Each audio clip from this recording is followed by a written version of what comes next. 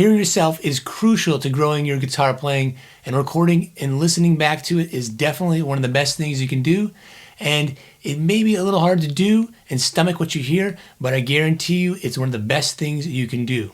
One of the big advantages of recording your playing is that most people don't do it, and they don't even really want to do it. And that's just true in a lot of different dynamics in life.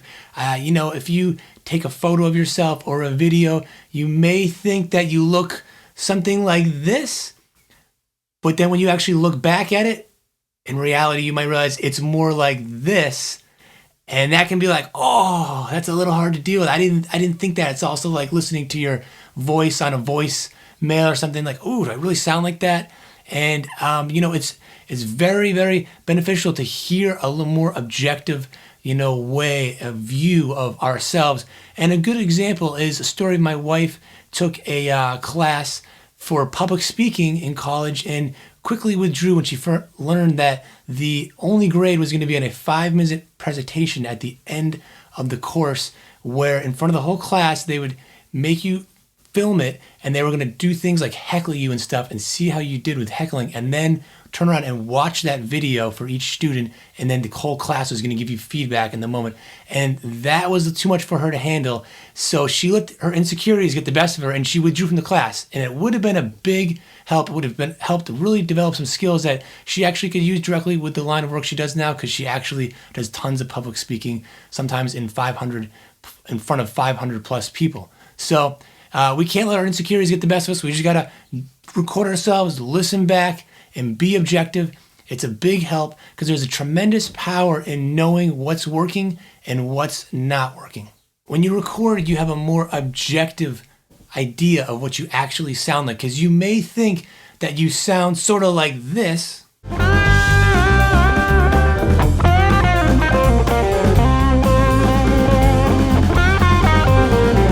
but in reality, you sound more like this.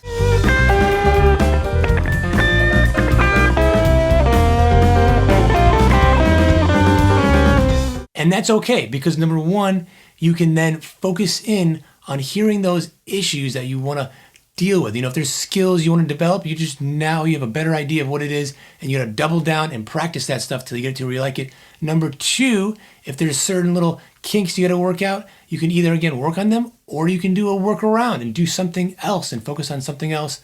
And number three, you could just accept those kinks and say, that's just who you are.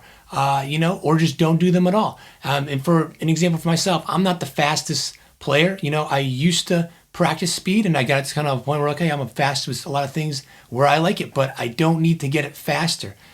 So when I listen back to recordings, I hear a lot of things that I like more about my playing, like my tone that I get compliments on, or being a melodic player, or my use of chords and things. And that's because that's just more my true authentic self. And through recording and listening back to lots of recordings, I hear that come across better because it's who I am, and I double down and focus on that, and I don't worry about playing fast. Now, if you do want to get more speed, recording yourself is a great way to have some more measurable progress. Say you want to work on some scale exercise. If you record yourself, you can listen back and hear little spots you got to work out. Maybe you got to work out the fingering or something. You practice that some more, record it again, listen back, and keep that process going. And you'll just get better and better because you're competing with yourself. You're not so much worried about what other people are doing. If you don't record yourself, you're really just feeling around in the dark, and you're more subject to other people's feedback, which, it's a great thing. I'm all open to hearing people's feedback and criticism. But sometimes it can be a little too much. I've played in bands where I've had people tell me I should be cranking up the distortion more. And sometimes I try that, and it just never feels right because it's just not honestly me. I don't like to play with a ton of distortion. I really enjoy hearing other people play that way sometimes, but for myself and my own playing, I don't get too heavy, like in the metal kind of distortion, So if you record yourself and listen back, you know what you like, and you can kind of tune out that and focus again on competing with yourself. So, because the world needs more of you, not someone else. Trying to emulate other players is great, but taking little bits here and there and piecing it together and being yourself is ultimately the best way to play the best that you can and offer something someone different. Recording over backing tracks is an excellent way to experiment around honing with your own sound and competing with yourself. And I've made well over 100 tracks right now, and I'm going to give you 3 free tracks that you can download right now to experiment recording over them. And I also have the multi-track waves if you want to really get into mixing and recording over the rhythm part, anything you want to do.